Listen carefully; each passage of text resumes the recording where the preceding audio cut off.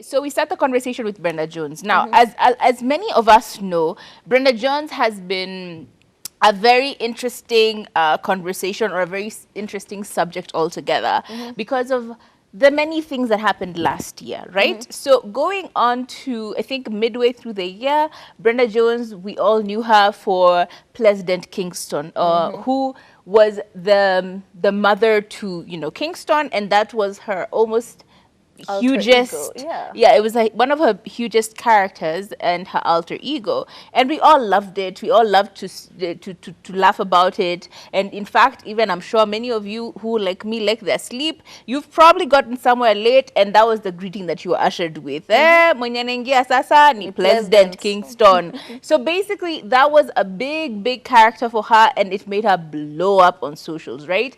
But this came with a lot of other things that maybe she could not have anticipated, or at least she didn't know how to mitigate. Okay, her relationship started becoming very public, her status became very public, her sexuality became very public, and it was also came with a lot of drama. You remember the drama with Foina, and apparently Foina having been with her partner at that time, and her coming online and crying and calling Foina all kinds of names. A wife snatcher, all those kinds of names. She did say a lot with regard to that whole relationship. And then her partner cheating on her multiple times with multiple other women, and then eventually getting back together, and them being online showing their love will never die on many lives on her Instagram, and then them breaking up again, and then her being really mad and sad about it, and just embarrassing herself when she was drinking.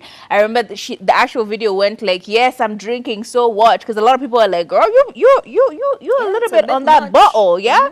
Do you want to like calm down and maybe have this conversation when you're a bit more sober? And she's just like, no, it's my life, it's my socials, I can do whatever I want to do with it, I can talk about whoever I want to talk about. And she spilled a lot of tea on herself and on people around her life, and that was so embarrassing.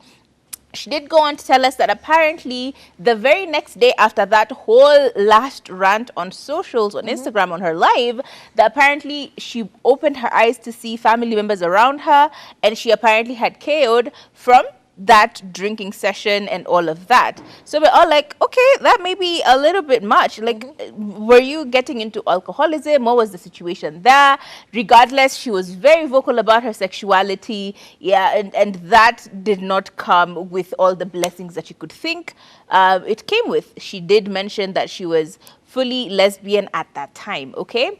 And of course, it's a very complicated conversation in our country because one, it's illegal, it's technically illegal, and there are many other issues about the sexuality being a broad conversation, okay? So basically, with her saying that, immediately after that whole ruckus on her life, guess what? The next day, not only is she welcoming her parents, and not her parents, but her family members around her being concerned, she also was welcomed with a lot of people calling her to tell her, by the way, we can no longer work with you. So a lot of brands dropped her. Almost all her brands dropped her, and she went from being a person who's earning almost the tune of millions to being a person who's earning nothing. Then we remember the whole thing where she became Christian and she confessed her love, said her sexuality was I don't know, a sin, or it was a temptation, something like that. And now she's kind of just pretty much talking about that and talking about how it affected her life, how she's now turned to God, and she's thinking that God gave her a platform for a reason, and therefore she will continue to use her platform until her reason is evidenced to her.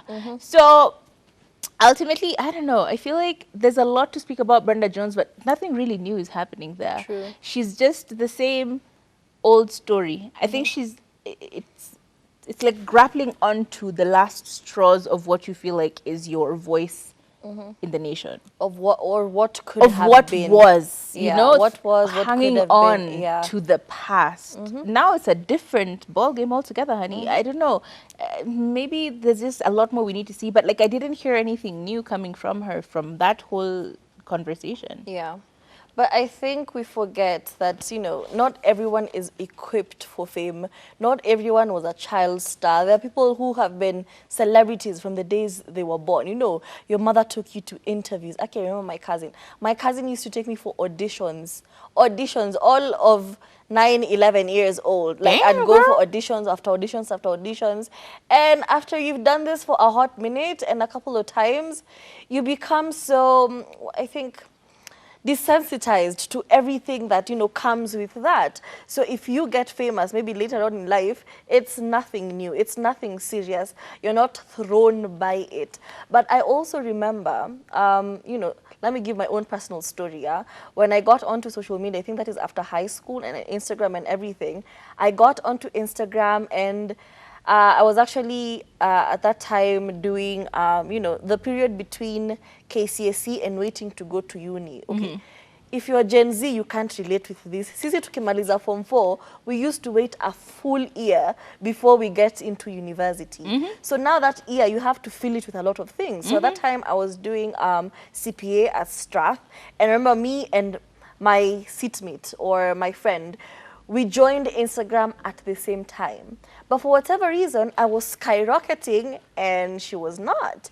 And this just gives you a sense of, damn, I still got it, I still got it. And then you join university and my numbers shot up.